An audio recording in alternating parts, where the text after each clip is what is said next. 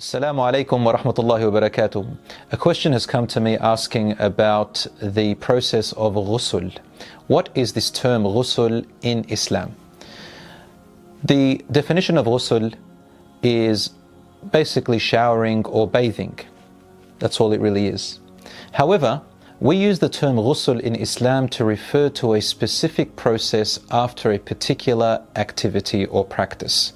And they are two main activities and practices. Number one, when a person has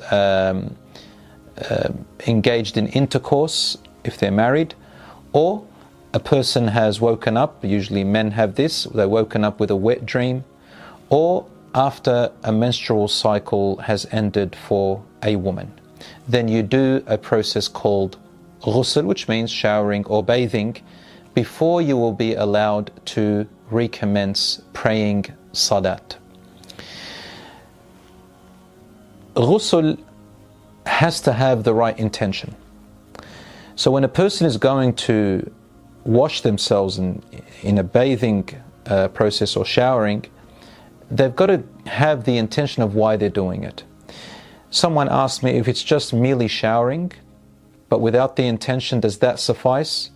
According to the majority of scholars, no, it does not suffice, and it is safer to go with the intention. But the intention is really nothing. It's merely an intention in the heart, that you're going to wash yourself in order to become spiritually clean, in order to go back and pray your salat and so on, other acts of worship which otherwise you couldn't have done. So for the men and women, it's the same process or the same method, with slightly differing views here and there, which I'm going to mention. First of all, it suffices to just let if you're under the shower, for example, a sprinkler, to let the water drop all over your body from head down to your toes, and that the water has to reach every part of your body, including the roots of your hair. Once that is done, then your ghusl is over. I know some teenagers, when I was a teacher, students ask me, what can I do when I am rushing to school and I've had a wet dream and then I can't have a shower? And then when it comes time to prayer, they kind of hide, or they don't want to pray. And some of them even pray without having done their ghusl from this state, which is called, another term called janaba. So we had to rush to answer that question and say, listen, it's very easy. All you have to do is just jump in the shower, let the sprinkler go all over your body, 1 minute job, and it's done. So it's that simple for both men and women. Otherwise, if a person has made a mistake and gone out to school or work and hasn't done their ghusl, then they have to make up their prayer, of course, in something called qada, but this cannot continue this way. And of course, Allah pardons people for their ignorance. Now I come to the sunnah way, the recommended way that the Prophet, peace be upon him, taught us to do the ghusl, which will give you more hasanat just for following the way of the Prophet, peace be upon him. Obviously, to us, ghusl is a form of worship because we do it for the acts of worship when we pray and so on. The way the Prophet, peace be upon him, used to do it, and I want you to imagine with me, in those days they used to have a bucket and a little utensil through which they took the water out and spilt on themselves. So the way the Prophet, peace be upon him, used to do it, according to the authentic hadiths of course, is that he would crouch in his place, and then he would spill water, and the first thing that the sunnah says is to wash with your left hand the private areas, the private parts. After you've washed the private parts with your left hand, then to make wudu, say Bismillah and make wudu. Now some people might be asking, hold on, can I say Bismillah when I'm naked? Can I say Bismillah if I'm in the toilet or bathroom? I say to you, yes, you can say Bismillah, but it is better to say Bismillah before you take your clothes off or before you enter, and that would suffice, Inshaa Allah. And if you don't feel comfortable saying, you don't have to say Bismillah. The point is, make wudu per normal. The Prophet, peace be upon him, is to make wudu and leave his feet to the end.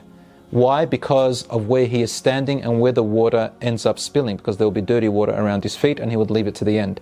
But for us, just under the shower, the sunnah is to make wudu fully, and then wash your head along with your hair to the roots of your scalp 3 times. Now if you've got hair which you've tied up, especially with women, because generally we know that women have long hair and sometimes very hard for them and they don't want to untie it, they probably have braids, for example, then the scholars are agreed that there's no evidence to say that she has to unbraid her hair or untie her hair. So long as the water gets covers her main scalp and covers the majority of her scalp after janaba, which is after intercourse, then that is okay. And some scholars said if it's after the menstrual cycle, she should try her best to get the water into the roots and the scalp, but there is no real evidence to say that specifically. So both men and women to try and get the water into the scalp, let their hair be soaked and the water get to the majority of the scalp, and that inshallah will suffice. After that, to wash the right side of your body 3 times and then the left side of your body 3 times, and leave your feet to the end. Now, as I said, the reason the feet were left to the end was because in the olden times they would be sitting or standing, crouching in one place. So the Prophet, peace be upon him, left his feet to the end in order to wash off all the residual and the water that had spilt down. But for us, I think you understand, for those of you who have showers and sprinklers, just having the water drop on you is enough. Now, last question, do you have to make wudu in ghusl, or does ghusl suffice and cover your wudu as well? Is it a package or all together, or do you have to do them separate? The correct view, brothers and sisters, is, and the safest one, is to also make wudu. So make the intention for ghusl in your heart, and then the intention for wudu while you're in the shower, and inshallah you can pray straight after it. I hope that answers your question. Wassalamu alaikum wa rahmatullah.